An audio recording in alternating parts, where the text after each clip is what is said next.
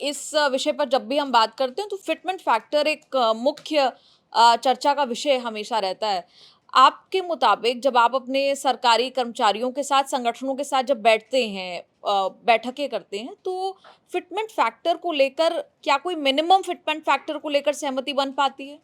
देखिए, हर कर्मचारी और उसकी यूनियन की अपनी स्ट्रेटजी होती है और हमारा 10 साल के बाद वेतन रिवीजन होता है, तो हमारी कोशिश रहेगी कि वो 3 टाइम इंक्रीज़ हो और 3% के करीब फिटमेंट फार्मूला लगे। और उसको लगने से पहले जो हमारा डीए है, जो 7th पे कमीशन का रिकमेंडेशन भी है, वो अगर 50% से ज़्यादा हो जाता है तो उसको बेसिक पे में मर्ज कर दिया जाए। मर्ज करने के बाद जो बेसिक बने उसके ऊपर ही अगली रिपोर्ट 8वें वेतन आयोग की आनी चाहिए।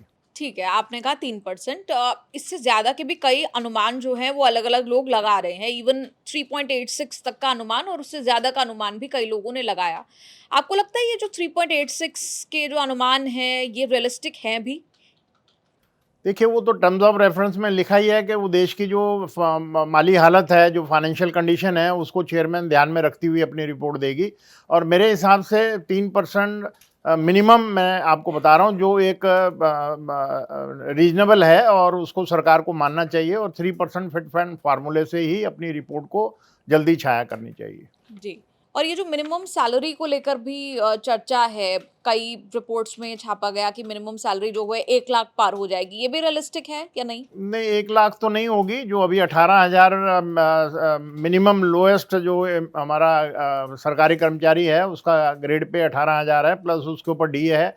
डीए अभी 58% हो गया है और अगर वो 18,000 में 50% डीए मर्ज हो जाएगा तो डेफिनेटली उसकी 50,000 से ऊपर जो सैलरी जानी चाहिए मेरे हिसाब से। तो आप लोगों ने जो सरकार के सामने जो रिप्रेजेंटेशन रखा है, उसमें आप लोगों ने कितने फिटमेंट फैक्टर की मांग की है? क्योंकि एक देश के राष्ट्रीय मजदूर संगठन का महामंत्री हूँ। मेरी हर सेक्टर में यूनियन हमारे साथ एफिलिएट है। रेलवे में हम नंबर 1 है, पोर्ट एंड डॉक में नंबर 1 है, एयरलाइन में नंबर 1 है, रोडवेज में नंबर 1 है, कोल माइन में नंबर 1 है। और भी दूसरे संगठन हैं जो पीएसयूज हैं, बीएचईएल है, सेल है, उसमें सब में हिंद मजदूर सभा की यूनियन है। क्योंकि हिंद मजदूर सभा जो है वो नॉन पॉलिटिकल ऑर्गेनाइजेशन है। हम फ्री इंडिपेंडेंट डेमोक्रेट ऑर्गेनाइजेशन है और हम जो रीजनल डिमांड है, जो वर्कर को मिलनी चाहिए, उसी की मांग करते हैं। कोई ऐसी मांग नहीं करते कि सरकार भी वित्तीय स्थिति उसकी बिगड़ जाए। परंतु 3% फिटमेंट फार्मूले से नीचे करेंगे तो फिर अशांति हो जाएगी और 3% फिटमेंट फार्मूले से करेंगे तो मेरे ख्याल ये लागू हो जाएगा। 7वां वेतन आयोग, क्योंकि इस पुराने 5वें और 6ठे से बहुत ही निम्न स्तर पे गया था, 14% इंक्रीज हुआ था, उसको इम्प्रूव करना चाहिए। हमारी तो कोशिश रहेगी कि वो 40% तक सैलरी इंक्रीज हो।